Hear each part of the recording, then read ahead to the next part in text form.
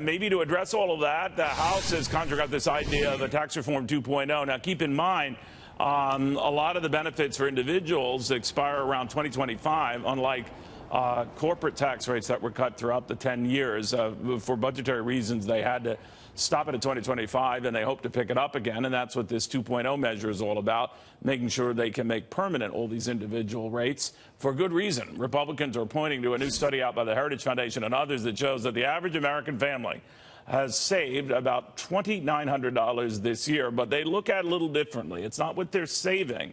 That's like money they are making. Democrats aim to roll back some of that activity. We were told by Elizabeth Warren that the tax cuts have done more harm than good. She wants to start anew and also hike the individual top rate to 50% from around 37% right now. The former Bush 43 speechwriter Anneke Green, we got former Obama campaign regional field director Robin Biro, and Axios Editor-in-Chief Nick Johnston on how all this is playing out. I kind of think, Nick, that this is going to be tough sledding to get a measure, a 2.0 measure, whatever they want to call it in the House, even introduced in the Senate, where Mitch McConnell, last time I talked to him, wasn't keen on it. What do you think? Right. I mean, they can introduce whatever they want, but I think that's very true. I view this as very aspirational legislation. We're already in late July. August is coming up now. This is an election year. There is not a lot of work that's going to be done either in the House or the Senate legislatively. The big focus for the rest of this year with the midterm, they have to fund the government, keep that open. That they have to turn to again in the fall. And, of course, the Senate is focused on confirming President Trump's Supreme Court justice. This is very much, I think, messaging legislation. I think it's very unlikely that either the House and certainly the Senate would be able to act again on something as controversial as a tax overhaul. Anneke, wasn't the doubt or the concerns that Mitch McConnell had in the Senate it would give a lot of those Democrats who are vulnerable another, shot at this to vote yes, maybe improve their election chances and rob Republicans of an opportunity to pick up their seats? That may be the concern, but it would require a lot more attention to be paid by voters than typically they do. I think that ultimately, even though it may not have a chance of passing at this time, it is very good signaling by Republicans to show that they're getting back to the basics of their party, which is expanding opportunities for people, particularly opportunities to increase their own worth. Robin, the response from a lot of the prominent Democrats, including Elizabeth Warren, who at least New York Magazine has pegged as an early front runner for the presidential nomination a couple of years from now, is that the whole thing should be junked, that it's tilted to the rich, and that the rich should actually be paying a lot more than they are now, maybe a top rate of 50%. How's that going to go down? Yeah, I really don't like that. What I'd like to see them do is to look at some of the positive parts of this.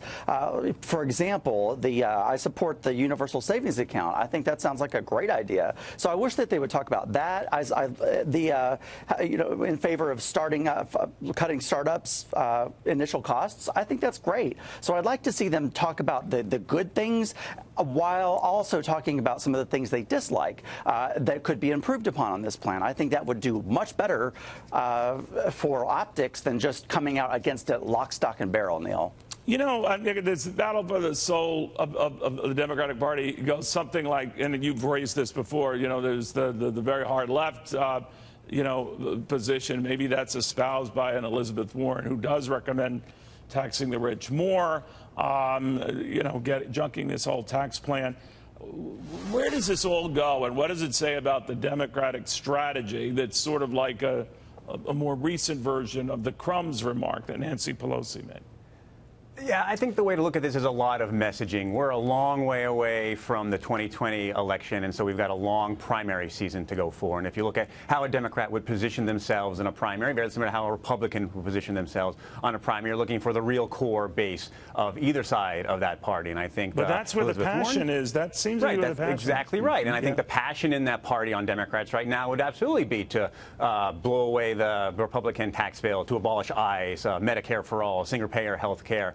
Those are all of those sort of leading candidates right now are starting to get out ahead because, of course, where is this won at the start? It's won in the primaries where you have sort of the base voting, the really enthusiastic people. So I think on both sides, Republicans and Democrats are looking at this from a very much messaging standpoint. Republicans would like to pass another tax bill, make all these things permanent. I think that's unlikely. Democrats would like to roll all those kinds of things back. I think that's also unlikely. They're just competing, I think, on the early ends of the political game on this now. You could think about, Anneke, the very fact that they're raising this issue, that is Republicans for a tax cut 2.0, whatever they're calling it, they're getting nervous about how the higher gas costs, the higher costs in general as a result of tariffs, or even just the threat of them, are sort of chipping away at those gains, and they're getting nervous. Yes, yeah, they are. And I mean, the economy has been the bread and butter issue. It's been doing so well. So if tariffs start to slow that down, higher gas costs, the costs that really affect consumers where they live is really something they have to be concerned about, particularly for the midterms. But really, ultimately, they do need to get the message off of those negative things and to say, we do care about your pocketbook. We care about the fact that you can't save money without the government taking another cut of it if you actually manage to make a small amount of interest. You know, that's an interesting point, Robin. One of the things that has befuddled and maybe annoyed Republicans is that Americans, when questioned on the subject of the tax cuts, have been good to get them. So few notice it because, for one thing, their checks are automatically deposited, so they don't quickly see it. It seems like a bit of a stretch to me, but the argument goes that Republicans feel they did all this work to get these tax cuts, and now Americans are not really seeing it to the degree they have in prior tax cuts. And that's one thing that Democrats like to hear.